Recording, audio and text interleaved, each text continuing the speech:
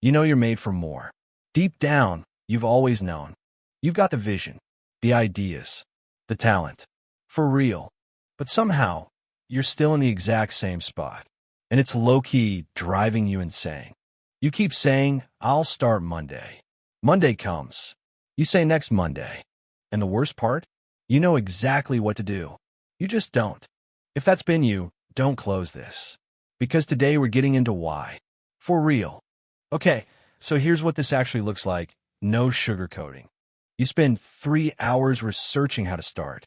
0 hours actually starting. You make the most beautiful plan, then a better plan for the plan, then a system for the system. You get inspired at 11 p.m. You're going to change your whole life.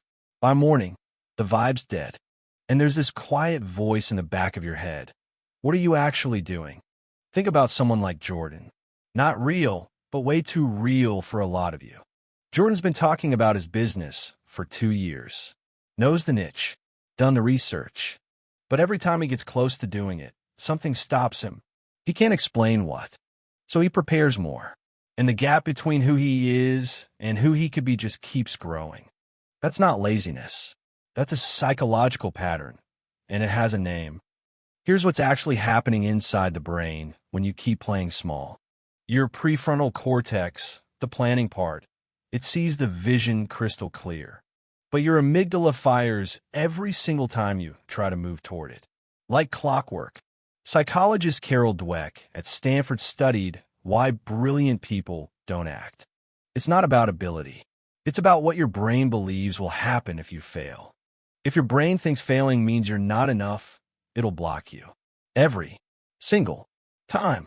Researcher Brené Brown documented this, the terror of being seen trying. So your brain found a workaround. Stay in preparation mode.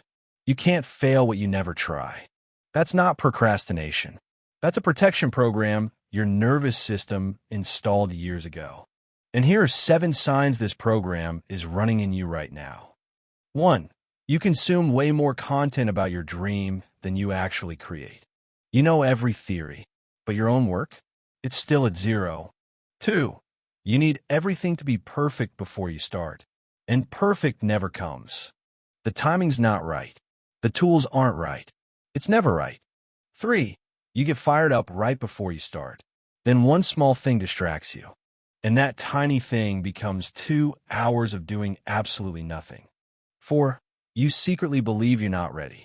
That you need just a little more time. But you've been almost ready for years. And deep down, you know it. 5.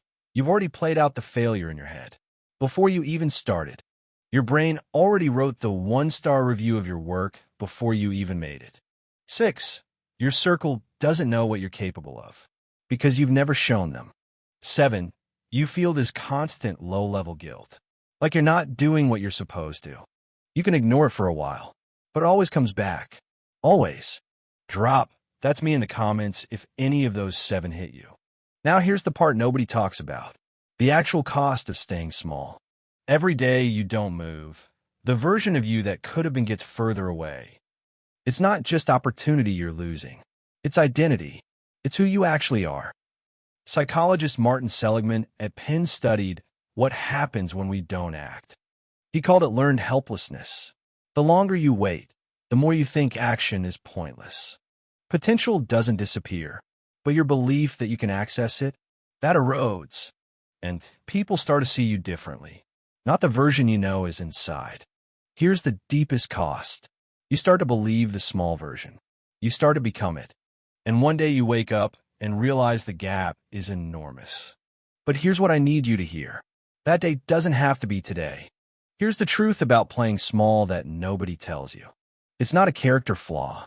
It's a nervous system response. And it can be retrained. The protection program, you can update it. You can write new code. But here's what actually works. And it's not what you think. It's not motivation. You need a system that doesn't require motivation. The answer isn't a bigger vision. It's a smaller first step. Researcher Fogg at Stanford calls this tiny habits. Your brain can't resist a step so small it feels almost embarrassingly easy. You don't need to build the whole thing today. You need to do one real thing. When you take one real step, your brain gets evidence. And evidence changes belief. One step becomes two. A streak becomes identity. One day you wake up and you're not someone who plays small. You're a builder. The vision was never the problem. You weren't the problem. The step was just too big. Make it smaller. Make it today. Make it non-negotiable. If you love someone playing small, stop asking about the vision. Ask what they could do today. You're not lazy. You're protected. And protection can be updated. The version made for more? It's just been waiting for a step small enough to start. So here's your one thing for today. Not tomorrow. Today. Open the thing. Write the first line. Send the first message. Just one. Drop, starting today, in the comments if this hit. Share this with someone who needs it. Subscribe ClearWay. Real psychology. No fluff. For real.